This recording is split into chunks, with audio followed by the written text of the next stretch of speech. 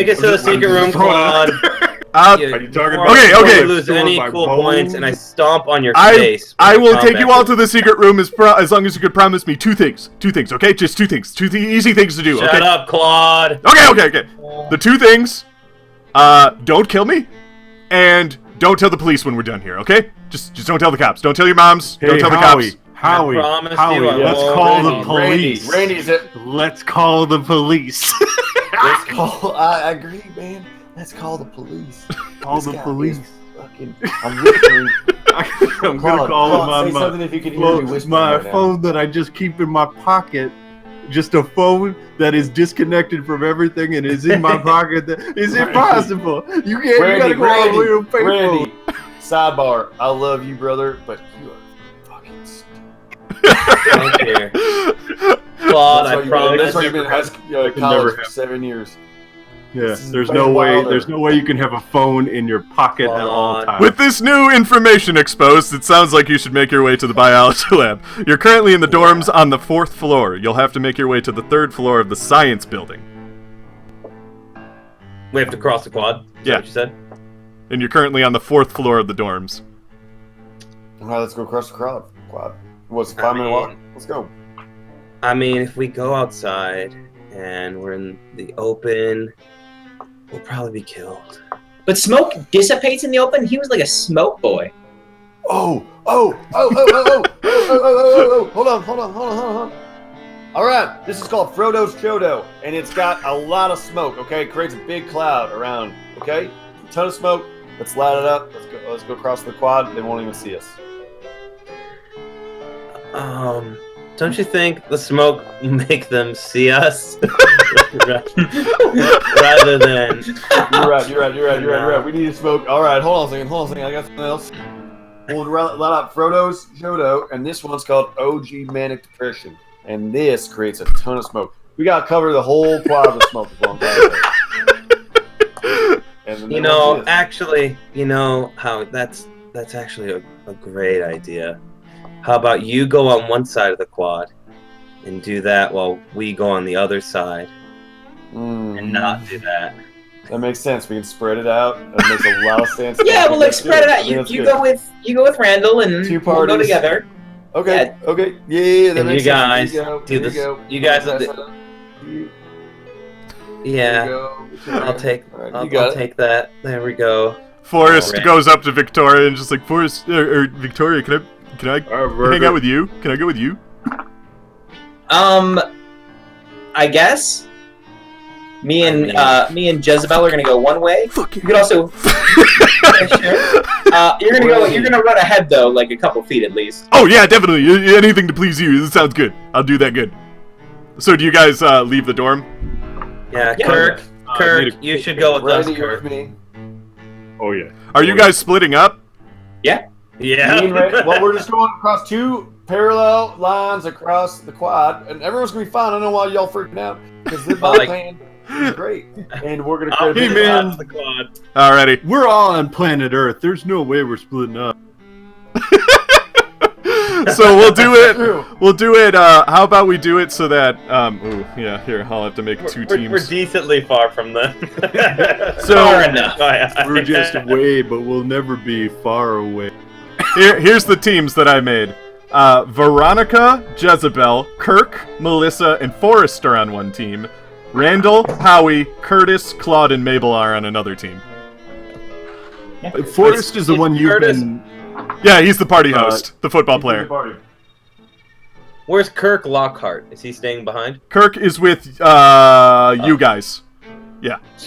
Forrest is the one that really likes Veronica, right? Whoa! Nobody said anything about... Let's get out of here! Can I go up to him really quick? I'll just sidebar him really quick. Well, okay, yeah. So, Randall's talking to Forrest. Yeah, what do you want, buddy? Do you need a beer? I can get you a beer before we go for the road. I noticed, I couldn't help but notice, brother, that you're gonna be going with some ladies. Yeah. I want you to take a few of these. Oh my God. You're gonna need all of them. He snatches him up and puts him in his pocket. Yes, thank you. Thank you. We need protection if we're gonna make it there alive. He doesn't get what they're for. I don't know what they're for either, but they tell me to bring them. Alrighty, let's get going. It's the 70s. So here's how we'll do this. Let's have Jezebel and Veronica, you keep your mics on, but Mike and Ty, you turn your mics off for a second. Okay, so you guys start going down the hallway. You're going down a different staircase than the other team so that you can split off and do your things. And as you sneak through the halls, you hear something making a squishing sound around the corner near you. Roll stealth. Oh, stealth.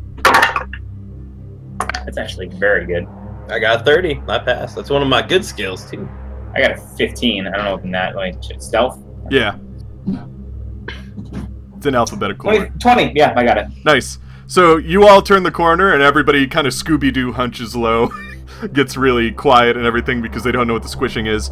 And as you turn the corner, you see what looks like an arm. Just a human arm. And it's moving on its own, gripping the floor to grab and then drag itself along. It doesn't seem to see you, for it is an arm, and therefore it doesn't have eyes. It is slowly heading in your direction. I'm gonna say, Forrest, go kill it! I mean, it's an arm. Does it have a heart? How do you kill that which doesn't have a heart? Cut the fingers, idiot! Oh, that's a good idea, actually. They're the heart of the hand, duh! So everybody, so Jezebel and Victoria, roll sanity. 32. 74. I passed because I have a 79. Okay. I got a 32. Okay, so both of you roll a d6 and take sanity damage. You don't want to know what happens if you fail these. Let's put it that way. Mine wasn't great. Mine was a 5. 5, so you're at 45. Yep, going down. And Chris, you're at what? Down to 70. So Forrest, he you know, gets up and he starts walking over to the arm. He's a little hesitant. He looks back at Victoria and he winks at you. And then he goes to stomp on the arm, but as he lifts his leg up, the arm lifts up and then somehow rockets itself on its stump towards his neck, and it starts squeezing the life out of him, and he's like, ha! You're doing a bad job, Forrest! Cut off the finger! You're such a disappointment. I think we should have done something. Yeah, he's dead. You fucking didn't do anything. My video was choppy, but she wouldn't have done anything. Yeah. Kirk, I'm assuming just everybody else who was in that party was just too dumbstruck with fear to do anything about it. Roll sanity again because you just fucking watched your friend die. That's not so good. That's a 63. That's all right. For bad. Roll a d10. In Latin, she says, I passed. Oh, I got a critical success, too. I passed. Okay, roll a d4 then, Chris. I got a 4 only. It could have been worse. Yeah. D10. Okay, so what are you at, Ty? I'm at 41. You're 31? 41. 41, okay. And you're at 72? Yeah. Yep. Nice, okay. And I sit there and I watch it happen, and I say, in Latin, as much as I can in Latin, because I obviously can't say all this in Latin. And she says, that sweet bitch called death comes for us all. I read that in a book by Everett Breckenridge. Alrighty. We're gonna cut back to Team Smoke Squad. So, Mike and Tom, put your microphones on. Saying, man, wherever you go, there you are. Oh my god. I know. Claude's just looking at Curtis. My mind is blown. As you guys are walking along, Claude's just looking at Curtis and just like, I really wish we picked the other team in hindsight. I didn't want to be punched in the face by everybody again, but this is kind of like being punched in the face by everybody. Being with these Neanderthals. Alright, so again, check it out. Look at this. Randy, I know everything about this place. Can I roll an idea check and impress him with... I wish it wasn't so fucking low.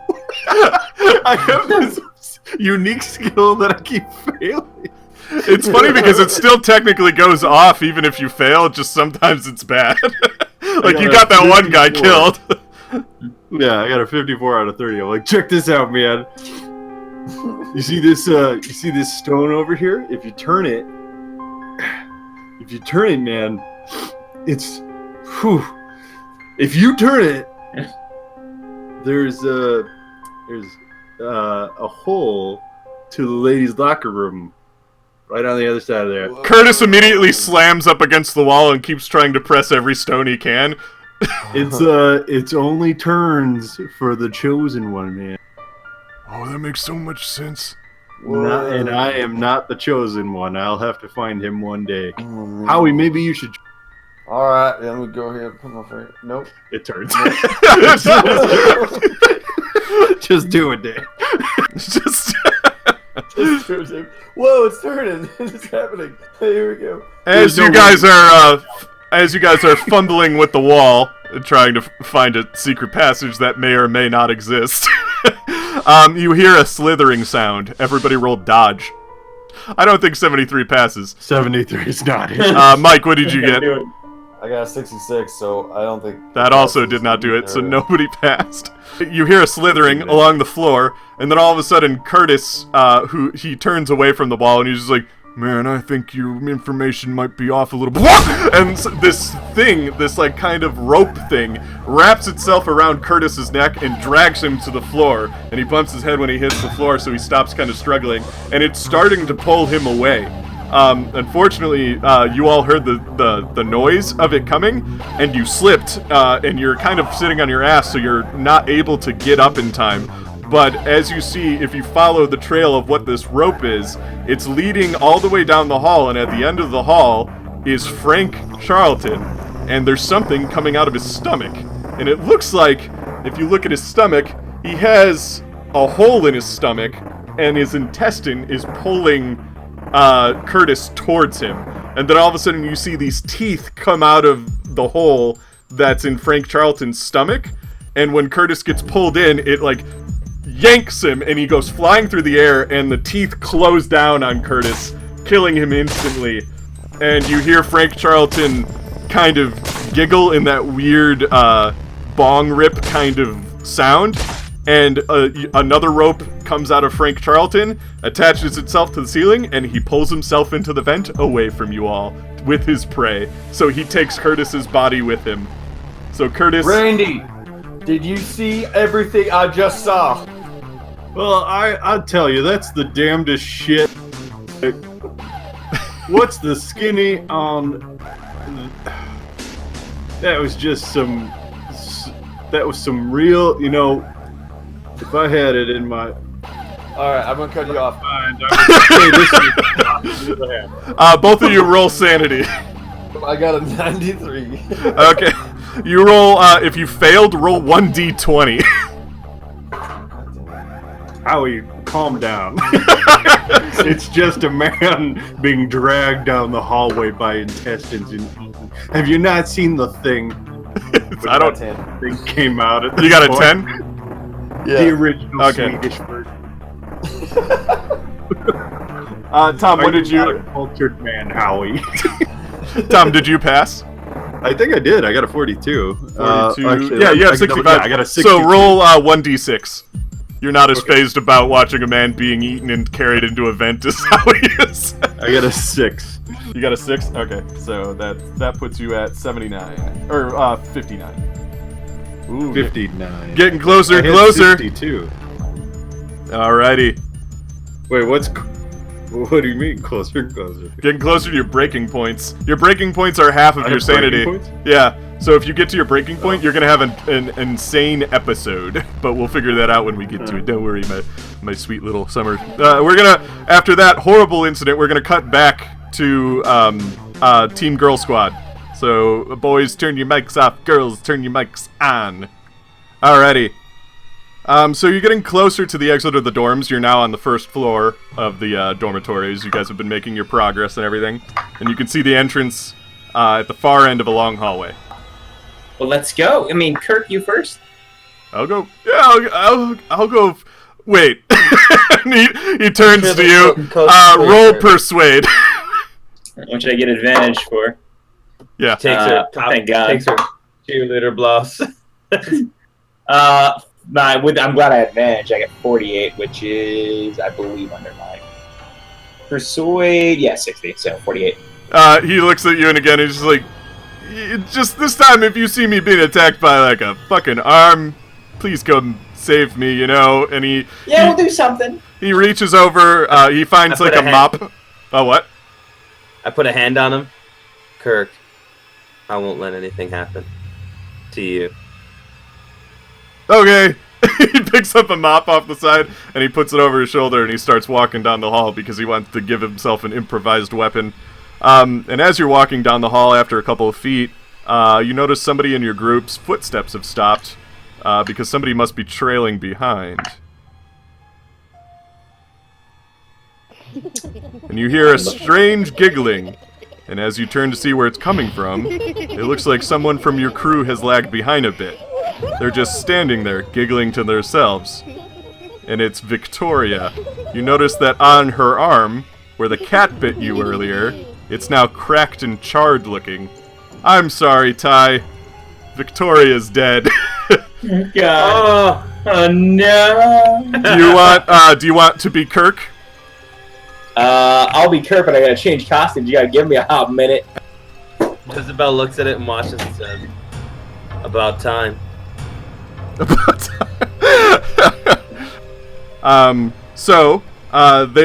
Victoria then looks up, and in her eyes are two smoking green holes. She opens her mouth, and her tongue grows like a giant tentacle, but it's now covered in spikes. She begins chasing you, giggling the whole time as she does. So she's chasing you and the rest of your group. Sure, we'll start to run. You're starting to run for the door? Yep. Okay, roll dex. I rolled a 26, so I pass. All right. 60. So you get to the door, you get outside, and before Victoria can like attack any of you, her tongue shoots out, and you get to the door and you get outside and you slam the door, and Kirk takes his broom and he shoves it into the lock so that she can't break through. You see her scraping at the window, but the glass is too thick for her to actually break through it. But she doesn't look like Victoria anymore. She's got like her jaws like distended, and like her cat tongue keeps lashing out at the window, scraping it as she does. And she keeps banging at the door, banging, and she like breaks her arm. That's how hard she's banging on the door, but it seems to hold tight. Roll sanity. I look through the window. Oh yeah. I was gonna say I look through the window and I say, "You were never gonna be his type." Ooh, Ever. Fuck. Roll sanity. Roll sanity. No, what was that? 19. Right? 19. 1 and a 9. 19. Yep. Okay, so roll a d6 for sanity damage. 4. 4. All right. So Puts you're me at to 68. Yeah. All right. So now, I'll try something back in. Oh, okay. Well, I'll just keep going for a sec. This is a good part to. So you both teams managed to meet up out in front of the dormitory building. You've somehow both managed to take separate ways, loop back on yourselves, and you both managed to meet up in front of the dormitory building. As I was saying, Howie, no one has ever been inside of an empty room. Whoa. I know, right? Think about it. Claude walks up to Jezebel. Claude walks up to Jezebel and he's just like, I am willing to get punched in the face again if it means I can switch to your guys' team. Please just get me away from these guys. No. I heard that, Claude. You're with the smokestack over there. Well, we have all this cake. You're with Team Smokestack. Nice. I can't believe you actually had a backup costume for this. Hell yeah. Who's this guy? This is Kirk Lockhart, the rebel. Fuck yeah, boys. The storm seems to have stopped. The ground is wet and puddles reflecting back the lamps lighting the quad. There's an eerie, silent stillness about being outside right now. The campus feels like a ghost town. No birds, bugs, or anything, just you and the night, and the occasional sound of someone screaming their final breath every so often in the distance. Another victim. Your target is the science building. So essentially, if you had to make a map of it, there's just your guys' dorm, and a long quad with buildings on either side, but the science building is at the very end of it. It's a good thing I know a shortcut, man. Oh, roll intelligence. You got 6.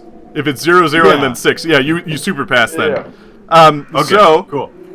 You know a route that'll get you there even faster. Like instead of going like a weird route through the buildings, you know, like a straight shot. Yeah, they used to use this, so all the nerds never had to see the daylight during their D&D sessions across campus. A real big problem. That's a low blow.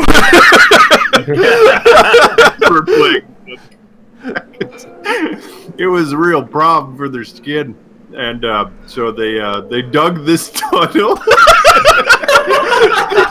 It's not a tunnel. It's just a route. Yeah, I'm really high right now. You guys see it, right? You guys see it? They called it. Follow me. Okay, so you start following, and as you're walking the campus, you see something glide out from the darkness, and it crashes rather pathetically a little distance in front of you, with a small sound coming from it as it does. Whatever it was, it's about the size of a seagull, and it can't seem to get back up. It's flapping frantically on the cement. If anybody wants to check it out, you don't have to. I've seen these before. Somebody else can do it. We see a lot of weird stuff tonight. I'm just being my character. I am walking right past that. That's fair. Oh, I'm still looking at it. I'm not walking past it. You're gonna approach it. Okay. Here, Tom. This is what you see. You can describe it to everyone else. I'm gonna. All right, everybody. I'll put it on Facebook. Hold on to your butt. I mean, I think I'm just ready to not die. I just watched Victoria turn into a cat monster. All right, everybody, if you're ready. I think I've collected myself long enough after looking at. Well, it's like a rat with fingers growing up, and it's got wings. You guys see this too, right? Seriously, man. This is some fucked up shit. Tom, roll sanity. I got a 66. Which does not pass. So No, take 1d6 worth of damage. It's not. I got a 5. Nice. No, it's not nice. Shut up. It's not. It's not nice. It's not good. Okay. Suddenly something rushes from the bushes and pounces on the poor creature. It's the cat from earlier, and it clamps its fangs onto the creature. I know how to handle this thing. Yeah. Its rat head stops moving, but each of its limbs still lash out to no avail.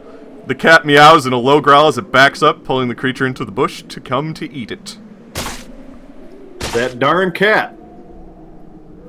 All right, I'm gonna load up another joint right here, real quick. I had this one saved for a special occasion, but it's called Willie's Shitty Birthday Party, and all it does is make you have a terrible time. All right, so just smoke a little bit and blow it right towards where you need to go. Okay, so I'm gonna go ahead and I blow it right towards that cat. You just hear the cat has the worst birthday party. the cat in the bushes gets grossed out by the little creature that it was trying to eat, and it runs away, and the little creature, like, it's still bleeding, and you think it's dead, but after a moment and then it looks at you, and two of its little fingers salute you. I think he's with us now. It tries to fly away, but then it just kind of face plants again, and it just scoots by on its little weird back legs. Crawl up on my shoulder, little friend. No, he's too scared. This day. Oh, you don't like to have fun, do you, Dave? You don't want to write this finger rat into the rest of this story. Finger rat. You could try and catch him if you want. about I do it? Good technique. No, I'm kidding. I think we should probably save this this joint here because it seems to be very powerful. But does anybody else want to hit this real quick? Anyone? I'll hit that shit. Okay, go ahead. Yeah. It will make you have a terrible time. Yeah, Don't die. Just toss don't it die. on up on high and then down on low, and we bring it on. Oh, Ty, you're on mute. That's a shitty birthday party I'm having right now. All right, just to keep things moving along, as you make your way through the empty quad, the silence broken only by occasional distant screams coming from horrible noises, blah, blah, blah. Most likely, more of your fellow partygoers are meeting their demise. You round a corner, and you can see the science building in the distance. It's about a football field length away now, and you also see a group of figures stumbling towards you about half a football field's distance away.